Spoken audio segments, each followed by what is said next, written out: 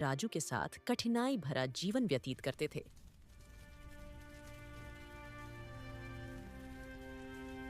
यूं तो हमेशा ठंडी के समय -2 डिग्री तापमान रहता था, लेकिन इस साल तापमान बहुत ही ज्यादा घट गया था, जिससे ठंडी भी बहुत जोरों से अपना कहर ढा रही थी।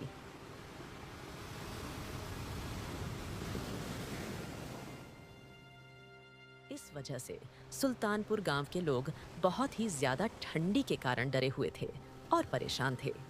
दिन हो या रात, लोग ठंडी के कारण बहुत परेशान थे।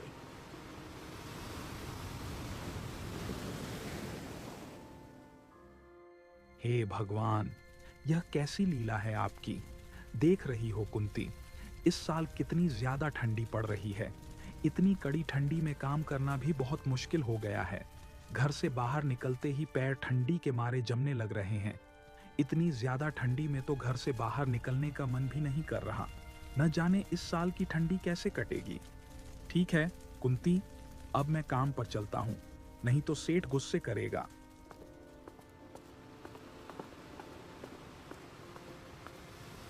राजू बेटा, तेरे पापा काम पर चले गए और मैं भी अब जा रही हूँ काम पर। तुम घर का ख्याल रखना और घर से बाहर मत जाना।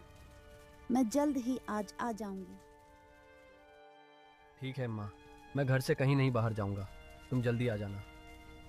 बेटा, मैं खाना बनाकर रख दी हूँ, तुम टाइम पर खाना खा लेना। अच्छा ठीक है बेटा, अब मैं चलती हूँ।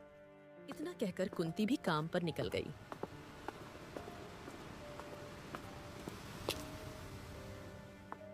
थोड़ी ही देर में कुंती जमींदार के घर पहुंची। जमींदार, जो स्वभाव से बेहद कठोर और क्रोधी था, अलाव के पास खड़ा हुआ अपने सेवकों पर चिल्ला रहा था।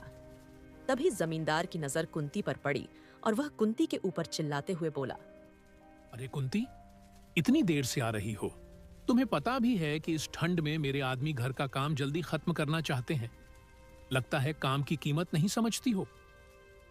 मालिक, माफ कीजिए, आज ठंड इतनी ज्यादा थी कि जल्दी उठ नहीं पाई, लेकिन मैं जल्दी जल्दी सब काम निपटा दूंगी।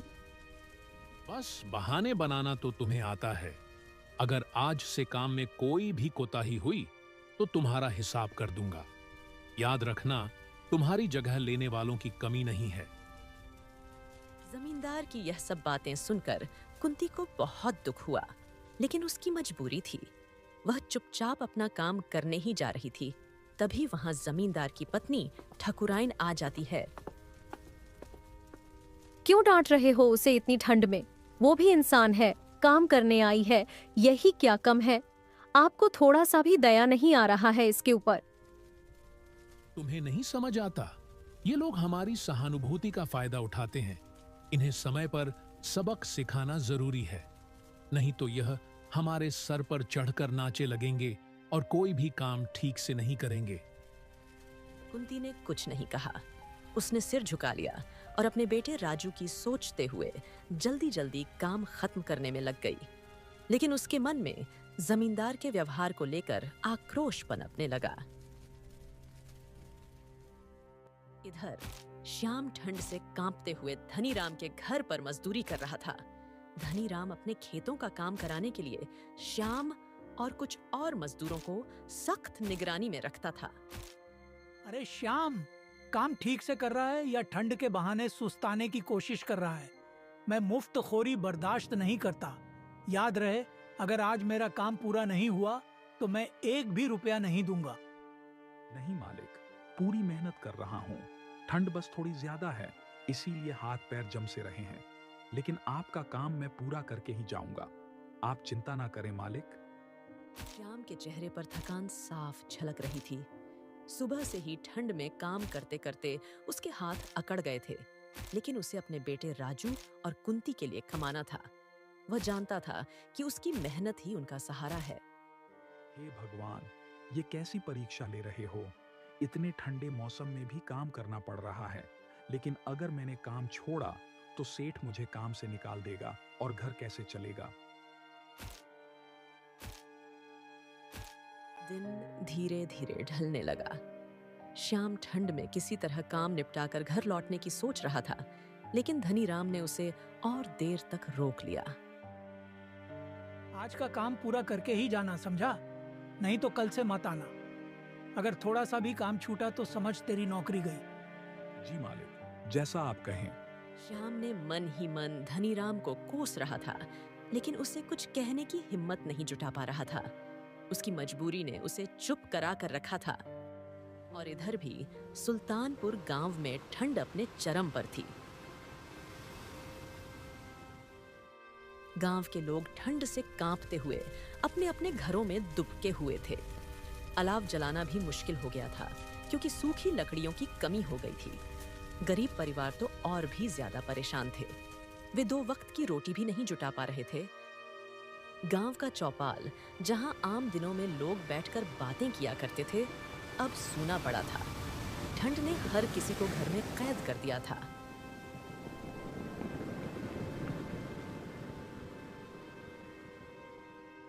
गांव का बुजुर्ग रामलाल, जो अक्सर गांव वालों को इकट्ठा कर कोई न कोई उपाय बताता था, इस बार भी चौपाल पर पहुंचा।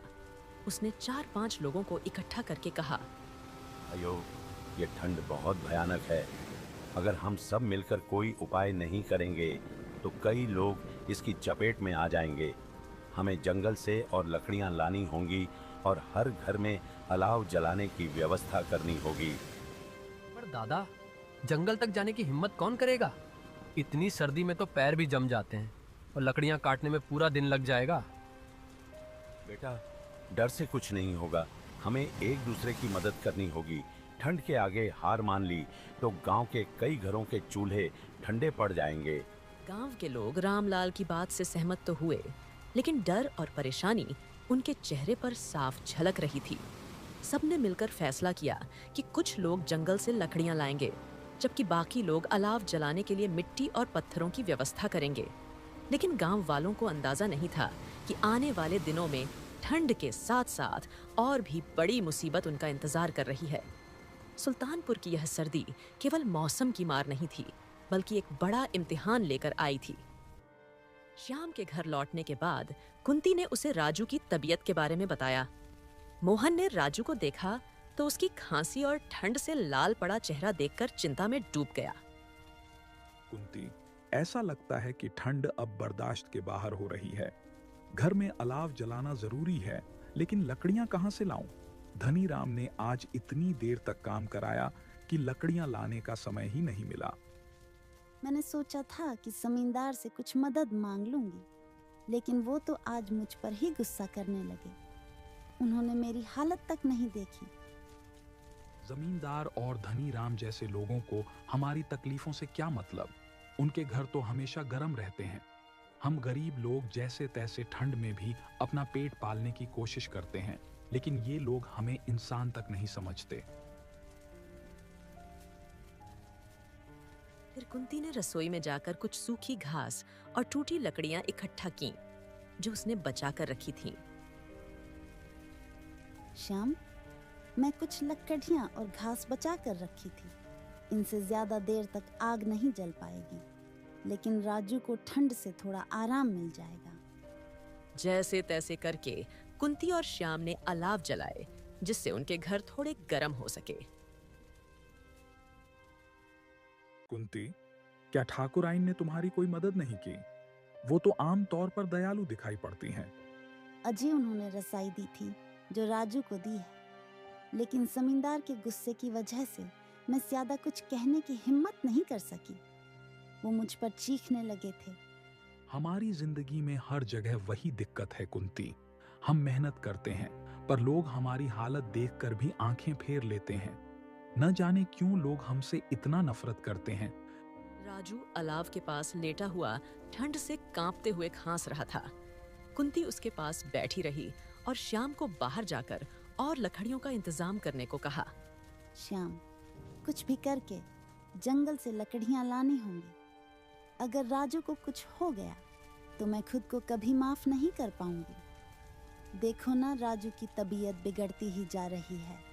ठीक है कुंती, मैं कोशिश करता हूँ। रात ज्यादा हो गई है, लेकिन जंगल जाना ही पड़ेगा। तुम राजू का ख्याल रखना। फिर श्याम आधी रात को लकड़ी लाने के लिए जंगल की ओर निकल पड़ा। कुंती की आंखें उसके पीछे तक लगी रहीं और उसका दिल दुआ कर रहा था कि श्याम सही सलामत लौट आए। कुंती राजू के पास बैठी उसकी तबीयत को लेकर चिंतित थी। राजू की तबीयत धीरे धीरे और बढ़ने लगी थी और उसकी सांसें भारी हो रही थीं। राजू बेटा, सब ठीक हो जाएगा।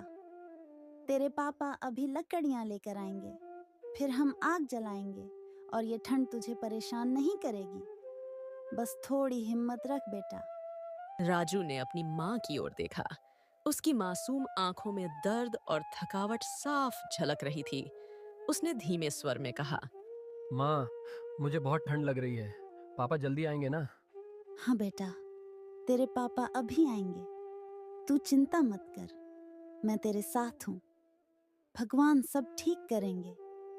कुंती ने अपने आंसू छुपाने की कोशिश की, लेकिन उसके दिल में अजीब सा डर घर कर गया था। राजू की हालत बिगड़ती जा रही थी। उसने उसे सीने से लगाकर गर्मी देने की कोशिश की, लेकिन ठंड इतनी कड़ी थी कि कुंती की अपनी सांसें भी कांप रही थीं। इस बीच राजू की खांसी रुकने लगी। वह धीमे धीमे आंखें बंद करने लगा। राजू, आंखें मत बंद करना बेटा, तेरी माँ यहाँ है। देख, तूने खाना भी नहीं खाया। तेरे पापा आते ही आग जलाएंगे। लेकिन राजू अब कोई जवाब नहीं दे रहा था। उसकी सांसें धीमी हो चुकी थीं। कुंती उसे बार बार पुकार रही थी, लेकिन वह अब ठंड की चपेट में आ चुका था। राजू, उठ बेटा, तुझे कुछ नहीं होगा। तेरी माँ तुझे कुछ नहीं होने देगी। भगवान मेरे बच्चे को बचा लो। कुंती ने राजू को जोर से सीने से लगाया और चीख चीख कर रोने लगी। उसकी चीखें पूरे सुल्तानपुर के सन्नाटे को चीर रही थीं। थोड़ी देर बाद जैसे ही श्याम घर पर आया, वह देखा कि कुंती बिलख बिलख कर रो रही है। फिर उसने कुंती से पूछा, कुंती, ये क्या हुआ और राजू की आंखें क्यों बंद है? राजू को क्या हुआ? श्याम, हमारा बेटा, ठंड ने हमारा बेटा हमसे छीन लिया। हम उसे बचा नहीं सके। दोनों पति पत्नी ठंड से हार गए थे। उनका बेटा, उनकी पूरी दुनिया अब नहीं रहा।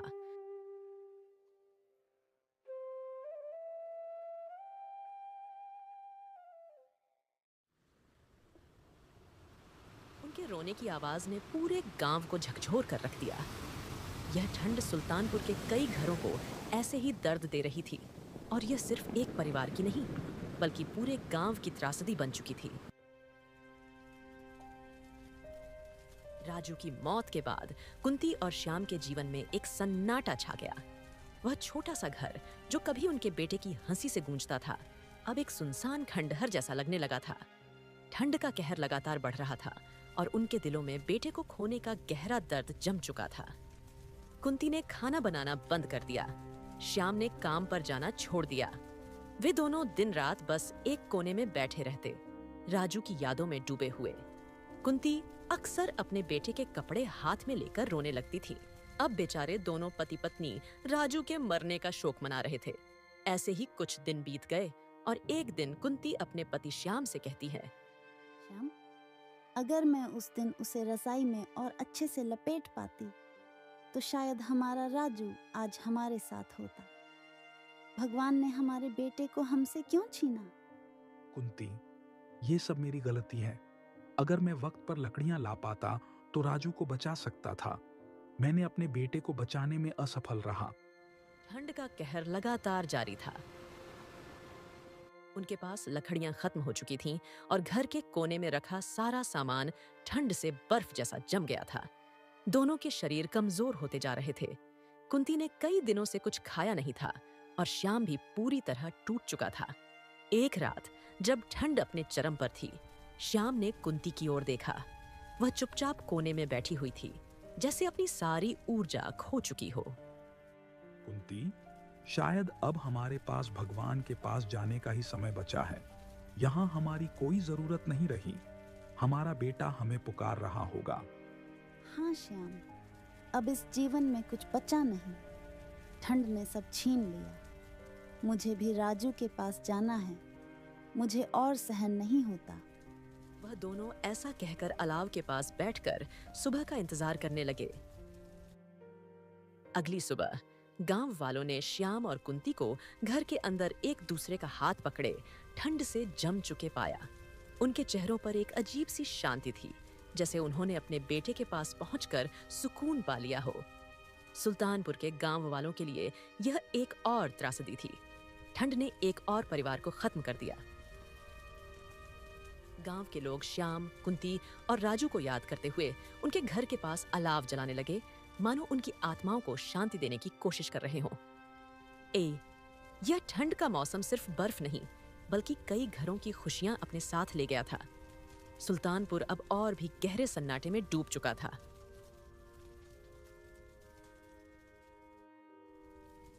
सुल्तानपुर के लोग श्याम, कुंती और राजू की कहानी को कभी नहीं भूल पाए। उनका घर, जो अब खंडहर बन चुका था, गांव के लोगों के लिए एक चेतावनी बन गया।